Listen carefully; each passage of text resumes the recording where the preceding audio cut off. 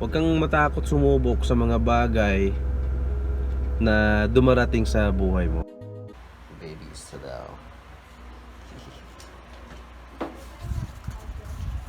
Sabi charger mo. Napatay yung vlog. Busy. Busy ako, busy.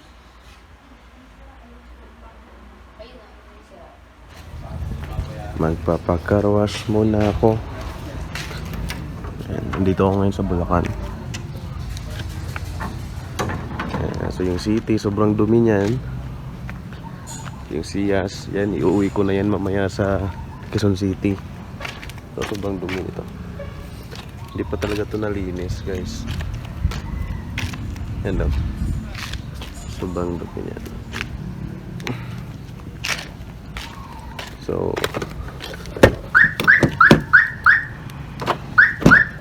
magpapakarwas muna ako. Grabe init.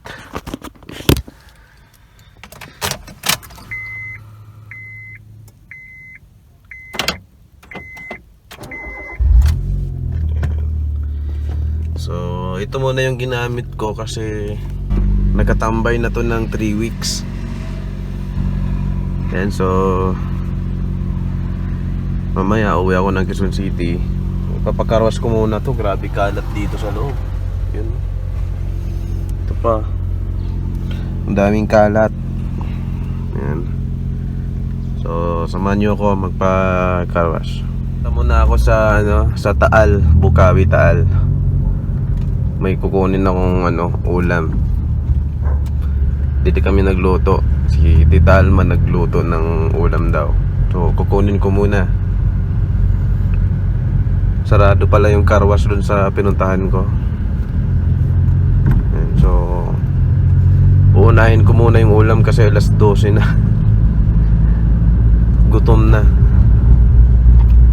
Pag lasinggero kayo, huwag na kayong magbalak na dumaan dito. Baka maligo kayo sa sa dumi. Ayan. So walang harang yan. Ito sa may Taal, Bukawi. Kukunin ko lang yung ulam ni niluto ni Tita Alma. Oh, walang harang yan, mga best. Walang harang. Tapos paggabi ang dilim dito. Pasok ako dito sa masikip na daan.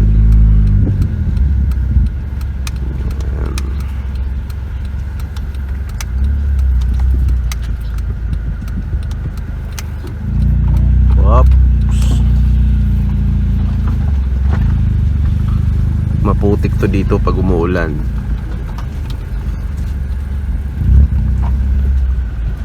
Saan ba ako dadaan?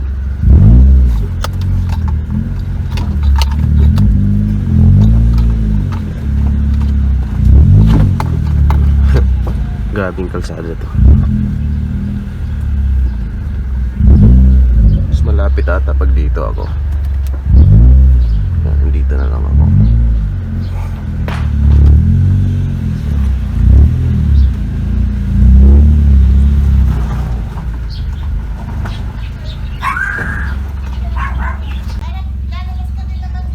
Pa? Lalabas ka na rin naman. Oo. Tapos ka na ba? Ano tapos na? Hindi, Nagpa-carwash? hindi pa ako nakapagpakarwas. Tingnan mo ang dumi. Kukunin mo muna yung ulam. Oo. Asa ka si Rola? Wala akong dala. Sabi na kumuyak ang anong babae na yung talaki. Walang sinabi sa akin na magdalang kasirola.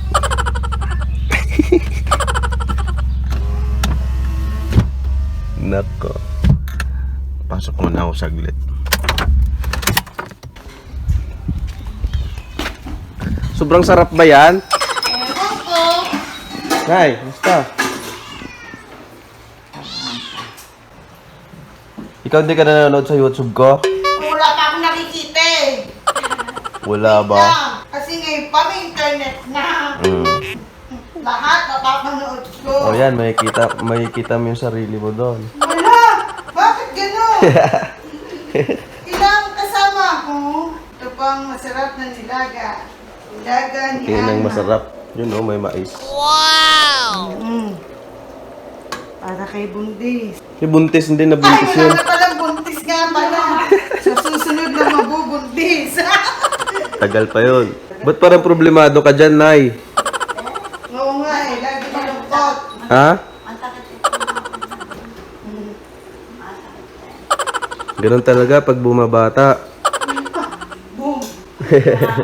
Ang mukha mo yung anak. Ha? Ang mukha mo yung anak mo lumalak. Siyempre, ako yung gumagawa eh. Kenta ka. Sabi nga ni ano, Malaki na, kala mo isang buwan na yun. o nga, lumalaki na. Panay tawa, ano? Ano kami kahapon? Nakuha ko na po yung mahiwagang nilaga. Mahiwagang nilaga talaga. Nilaga ni Tita Alma. So, babalik na ako ng Santa Clara, Santa Maria, Bulacan. Yan. Pabalik na ako ng Santa Clara.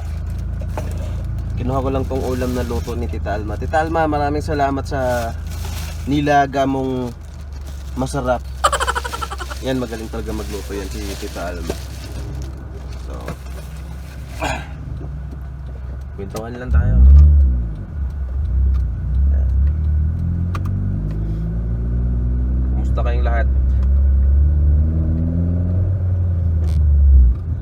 Itong city pala, ngayon ko lang nagamit ulit. Saka pasensya na po sa mga nag-aabang ng panibagong video kasi after mga anak ng partner ko, after mailabas yung baby, nagiging busy na ako. Nagiging busy ako sa baby. Tapos nagiging busy din ako sa business ko. Yan. Pasensya na kung wala tayong uploads masyado. Pag nagkaluwag-luwag tayo ng time, yan, gawa na naman tayo ng mga videos. So maraming salamat sa mga laging nakasupport.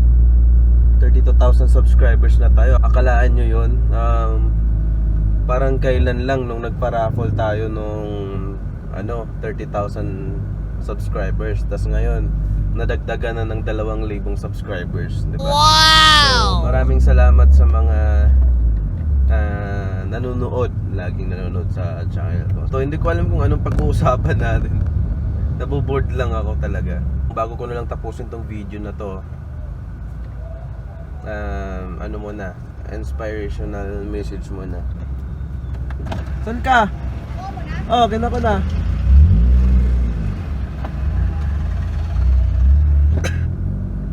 Si Angel kukunin sana niya yung ulam, nagmotor. Ang kinuha ko na eh. Maraming nagme-message, mga nagko-comment na laging nakasubaybay sa akin. Tapos lagi nilang sinasabi na, "Sir, sana marating ko yung mga narating mo." Ang sagot ko naman sa kanila, "Yes, mararating mo rin to kung ano mang meron ako." Kasi lahat naman tayo pwede talagang umasenso. Paano ba tayo aasenso? Siyempre, kailangan may pangarap ka muna. Dapat may pangarap ka. Kasi kung puro ka lang trabaho tas wala ka namang pangarap, wala kang direction. So kailangan may direction ka sa buhay mo. Dapat may pangarap ka. Bakit importante na may pangarap ka? Para ka umasenso. Kasi kapag may pangarap ka, mamomotivate ka na makukuha mo yung pangarap mo. So yun yung time na magpupursigi ka. Kapag nagpursigi ka sa ginagawa mo, siguradong aasenso ka.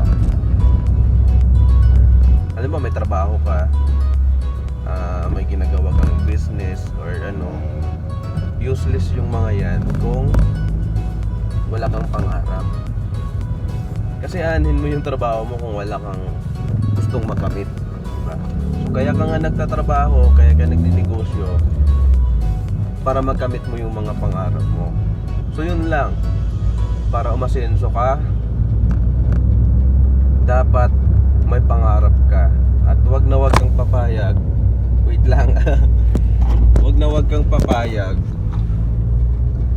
Wag Huwag kang papayag na hindi mo makukuha yung mga pangarap mo na yan. Okay? So, mahalaga talaga yung pangarap sa buhay, guys. So, tulad ko, dati lang din naman akong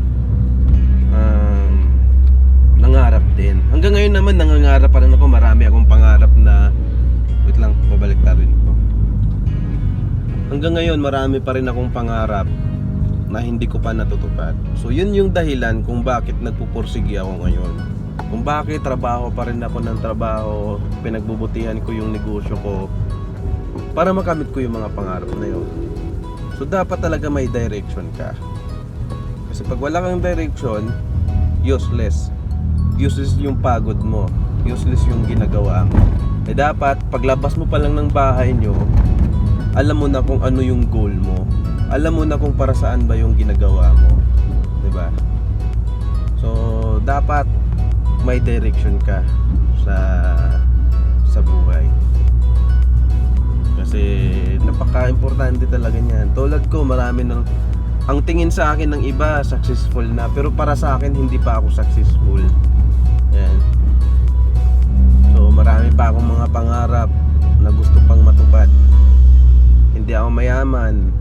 Yan. Tamang-tama lang na meron na nakakain, ganon. Pero hindi ako mayaman. Ganun lang. So, yun lang. Kaya hindi ako tumitigil sa pagpupursigi. Kailangan yun, guys. Kailangan yun. So, tulad ko, alam nyo naman, probinsyano ako. Ano talaga, lumaki talaga ako sa mahirap na pamilya talaga. Lahat kaming magkakapatid, hindi kami nakapag-aral ng college. Ayan. Lahat kami high school. Yung isa nga, yung dalawa pala, second year lang high school. Tapos yung isa, first year lang ata. Kasi mahirap lang talaga kami. Ayan. So, pumunta ako dito sa Maynila. Nagpursige. Nagtry ng mga opportunities kung saan yung gagana sa akin. Ayan. So, ganun lang. Kailangan mo rin sumubok. Kailangan mong sumubok sa mga bagay na mag-work sa'yo. Huwag kang matakot na mag-fail. Kasi yung pag-fail, kasama yan sa pagiging successful mo. Hindi ka magiging successful kung hindi ka nag-fail. Tandaan nyo yan. Madapa ka ng maraming beses bago ka pumunlad. Tapos pag nadapa ka, bangon lang ng bangon. Ayun, life must go on. Huwag kang matakot sumubok sa mga bagay na dumarating sa buhay mo. Okay? So, try and try lang hanggat sa makukuha mo yung mga gusto mo. Okay? So guys, hanggang dito na lang muna. Abang-abang lang kayo sa ating mga car vlogs kasi ngayon sobrang busy ko talaga. Ngayon ipapakaros ko pa nga tong city na to. So hindi pa siya sobrang dumi. Tapos ngayon pupunta ako ng BMMG Hospital kung saan nanganak si Rachel. Kasi kukunin ko yung live birth. Hindi pa namin naparehistro sa munisipyo. Yan sa sobrang busy talaga, sobrang busy. So hindi ko pa nagawa yung iparehistro yung So kailangan maparehistro yun kasi mahirap na pag late registration na. Okay? So guys, thank you for watching this video. Don't forget to subscribe, lalo na sa mga bago pa lang. God bless.